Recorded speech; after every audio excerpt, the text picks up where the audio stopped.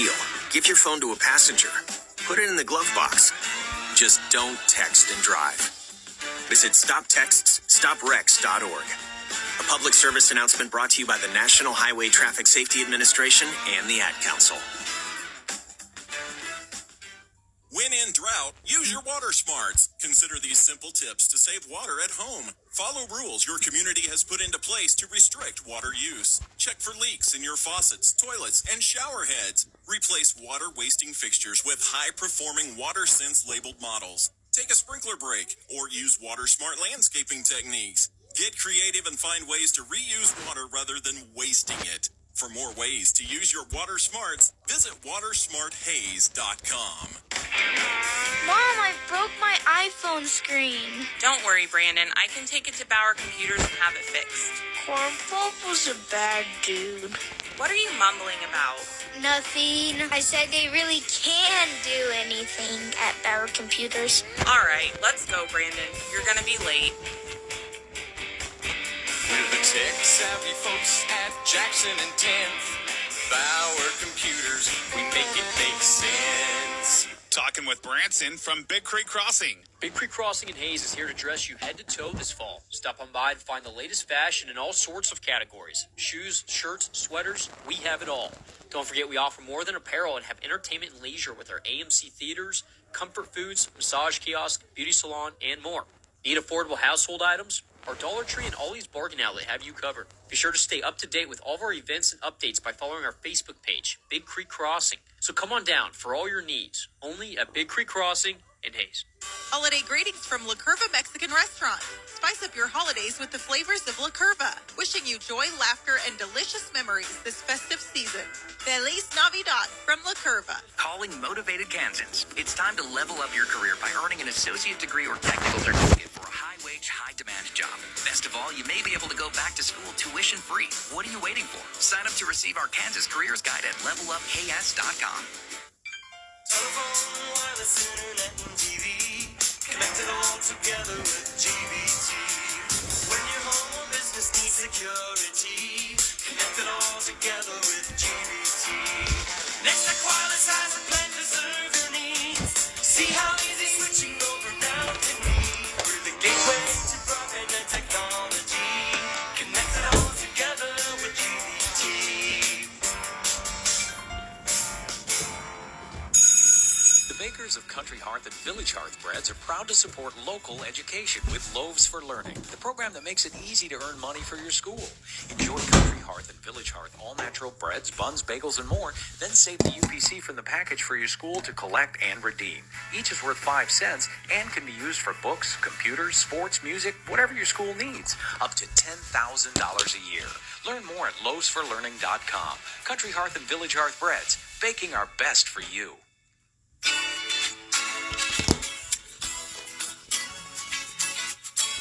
Network. I'm Andy G, along with executive producer T-Bone and my co-host Plowboy's own Todd Johns, and I'm excited to share our guest with you this week. Every time he's on, we're catching him right off the road. He's out tearing up the competition barbecue circuit.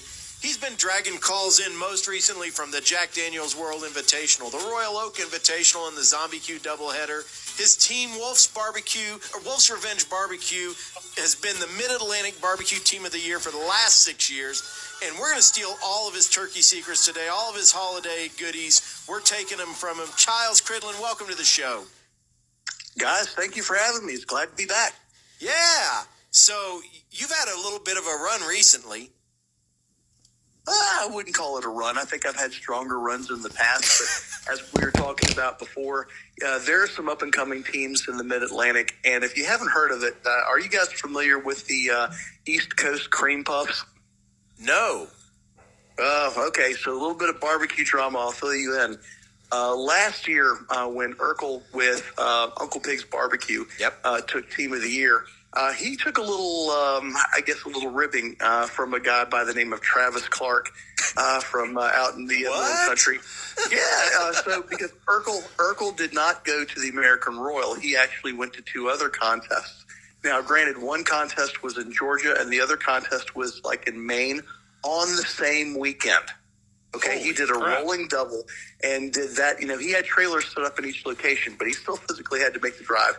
They were smaller contests. He GC'd both of them. Okay. And that put him ahead in the points. And anyway, Travis made the comment on Facebook, that he's out there doing these cream puff competitions. Next thing you know, everybody in the Mid-Atlantic is wearing T-shirts that said, Mid-Atlantic cream puffs. Yeah, right. And there's no, it's not, Travis didn't mean it in a bad way.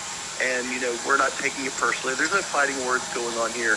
But it's kind of, to the point that, hey, Mid-Atlantic is nothing to be messed with. You look at how that, my scores, I do well. I'm pretty proud of how we do. But look at the Jack. Look at the American Royal Invitational. It was an East Coast team that did well. So, it's no longer, I don't think, the top 10 are any more dominated by the the Midwest. Well, and you look, if you just look over time in general as barbecue competition barbecue spread around the country, because originally it was in the Midwest, and then you had small pockets in other places. Yeah. But you think about Nebs and all of the teams coming out of the Northeast that back in the day, everybody's like, oh, there's nobody cooking in the Northeast. And then it's like, well, what about IQ? What about I Smell Smoke? What about, name all the teams, Porcalypse Now, you name it. The Northeast had amazing teams. And then it was, oh, nobody can cook in California. And then all of a sudden you got Left Coast Q and Big Papa Smokers and all of the teams coming out of Arizona and California. Loot and Booty now. Yeah, Loot and Booty for sure, right? Or here's one from back in the day, Rhythm and Q. Yeah. Right, yeah. Vince? And so, and then Pacific Northwest Barbecue Association. All those teams from the Pacific Northwest and Canada that crush it. So, yeah, there's not really any place you can go at this point and not have some competition where you're at, which is a testament to how pervasive competition barbecue has become, globally. Yeah. It's great. It really has. And, I don't know why you guys aren't packing your bags to head to Hawaii to cook a competition this weekend. It's an auto for the Jack. Yeah, I saw that. And I would love to do that, but it's just not on my radar. Yeah, I'm washing my hair this weekend, so it's not in the cards. But we used to try and plan some of our travel around events like that, and it's going to be fun for somebody. Somebody's going to get to have a heck of an experience out there on the island and really crush it. Yep. So that'll be cool. But let's talk about, we're into November now, so holiday cooking season is upon us, and you are a master of all things poultry, so I wanted to get some of your take and tips and tricks on turkeys and holiday dishes, and then some of your favorite, holiday dishes in general, not just turkey, but what's your go-to, secret slay 'em side dish if you're going to somebody else's Thanksgiving? What are you bringing to put on the table that's going to wow them? All right. So last year, we were in a bit of a different situation.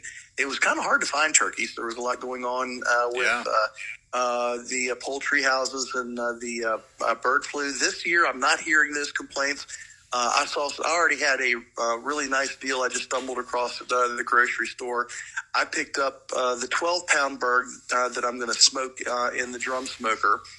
And I'm going to be on the lookout for a fresh bird. That's a frozen one. I'm going to be on the lookout for a fresh bird, about 24, 25 pounds for the main one that my mom's going to cook in the oven here in the house. Now, if you remember last year, I told you that every year Thanksgiving is a little bit of a friendly competition amongst the family, mom versus me.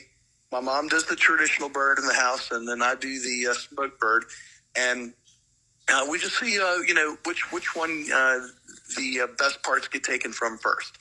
And it's a competition that I do not try to win, although I am flattered, when people are scraping the pieces off my bone. And, of course, my mom having the bigger turkey, she's got an advantage. She can feed more. But, yeah, mine's going to take place, I hope. Anyway, we'll see if the family goes for that one first. Yeah, and, and we talk about this, but that bigger bird is also harder to cook right. So yeah, it is. When you're taking it and cooking it in an oven, which is a drier environment, and it's a bigger bird, so you got more risk of drying the white meat out. Like, she's got a lot of pressure on her to do that thing right. I don't think she feels any pressure. Oh, well, yeah. I mean, she doesn't feel pressure, the matriarch of the house, but... Son's going to bow down. No. There are some things that, and we actually just had a conversation about this past weekend because it's a little bit of a bigger bird, 20 to 25 pounds. I'm going to go for a little bit of a bigger one. I don't know how you guys feel about this, but that little plastic turkey timer that's on the front of those things on the breast, the first thing we do is pull that out and throw it away. Yeah, pointless. It is, for those that don't cook a lot, I very much appreciate what it tries to do. When the temperature gets to a safe temperature in the breast, that thing pops, and you can be reasonably sure that it's safe to eat. But if you're trying to make the best of every part of that bird that you can, and this is a struggle, you're going to want to try to get that dark meat, 180